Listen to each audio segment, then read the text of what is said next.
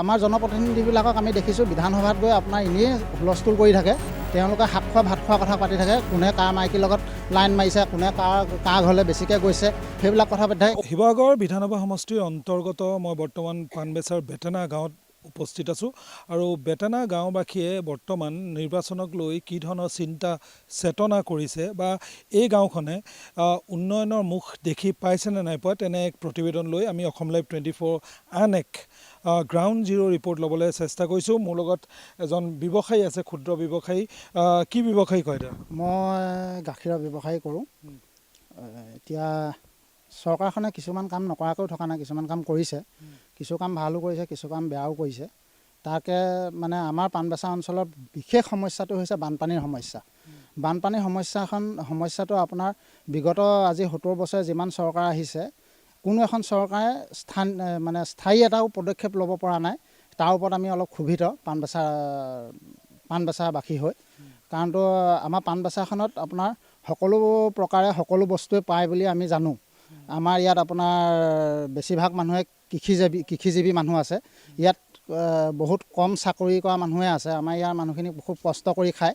সেইবাবে আমি ভাবোঁ কি আমাৰ ইয়াত যেতিয়া বানপানীৰ সমস্যাটো যিজন প্ৰতিনিধিয়ে নাহে, সেইজনে যেতিয়া বানপানীৰ ওপৰত যেতিয়া কিবা এটা ভাল কাম কৰিম বুলি তেওঁ যদি আমাক প্ৰতিশ্ৰুতি দিয়ে, আমি পাণবেছাবাসী ৰাইজে তেওঁক আমি ভোট দি জয়যুক্ত কৰিবলৈ আমি চিন্তা চৰ্চা কৰিম।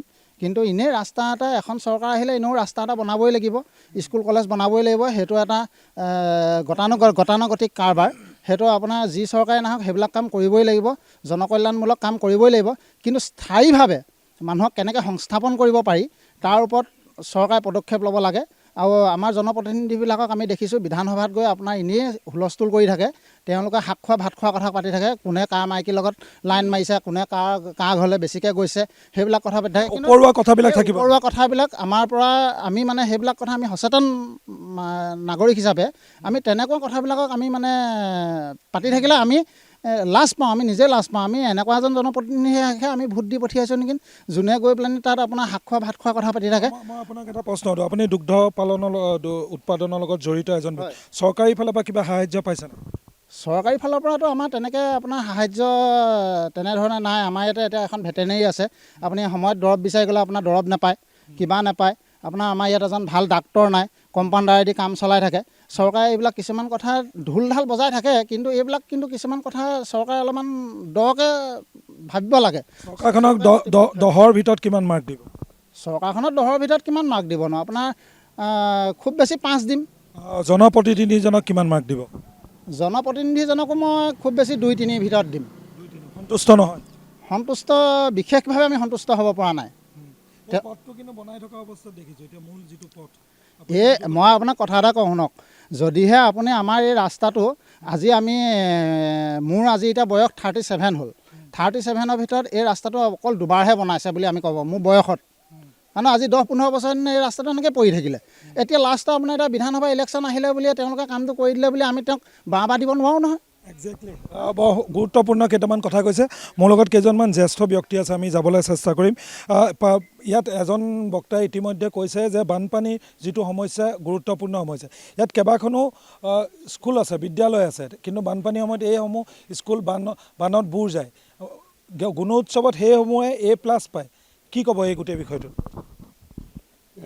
তেনেকুৱা নহয়। অৱশ্যে যিমানখিনি বিদ্যালয় আছে, ময়ো এজন প্ৰাথমিক স্কুলৰ শিক্ষক হিচাপে আমি যি দেখিছোঁ বা গম পাইছোঁ, বিদ্যালয়খিনি তেনেকৈ বানপানীয়ে অপকাৰ নকৰে।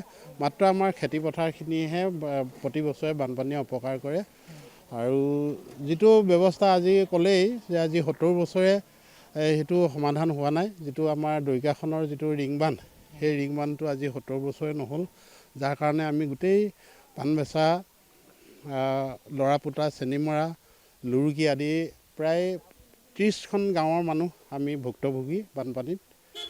গতিকে সেইখিনি এতিয়াতো আৰু বৰ্তমান চৰকাৰক আমি দুখী লাভ নহ'ব, যিহেতু বিগত 70 বছৰে যিটো কাম হৈ নুঠিলে বৰ্তমানো হোৱা নাই। আৰু আমি আশা ৰাখিম যাতে ভৱিষ্যতৰ অনাগত দিনত যি চৰকাৰ আহে, আমাৰ এই দুখীয়া তথা বানবিধ্বস্ত অঞ্চলটো যাতে কিছু সুদৃষ্টি পেলায়। অখিল গগৈ ডাঙৰে কিন্তু দহিকাৰ নদীৰ যিটো বান সমস্যা সেই সমস্যাটোৰ কাৰণে IIT টেকনিচিয়ান মাতি পেলাই এটাত সৰজমিন তদন্ত তেখেতে কৰাইছিলে। এই সন্দৰ্ভত কি ক'ব? হয়, তেখেতে কৰাইছিলে, আমিও উপস্থিত আছিলোঁ। কিন্তু বিগত 3 বছৰে কিন্তু সেই ফাইলতে থাকিলে নেকি আমি তাকো নাজানো, কিন্তু কাৰ্যক্ষেত্ৰত একো হোৱা দেখা পোৱা নাই আমি। খুৰা কি বুলি ক'ব? ৰাস্তা ঘাট মূল ৰাস্তাটো বনিছে, কিছু সংখ্যক কৈছে যে কেৱল ৰাস্তা ঘাট বনালে নহ'ব, অন্যান্য উন্নয়নৰ প্ৰয়োজন আছে। এজন জ্যেষ্ঠ ব্যক্তি, আপুনি কি ক'ব এই সন্দৰ্ভত? ইয়াততো আমাৰ জেগাডোখৰ এনেও অলপ পাছপৰা বুলিয়ে কয়, ভিতৰুৱা জেগা। ইয়াতো বিভিন্ন সমস্যা আছে, বিভিন্ন শিতানত। এয়া ৰাস্তা পদূলিৰ কিছু ৰাইজে উন্নতৰ মুখ দেখিছে, খুব ভাল কথা।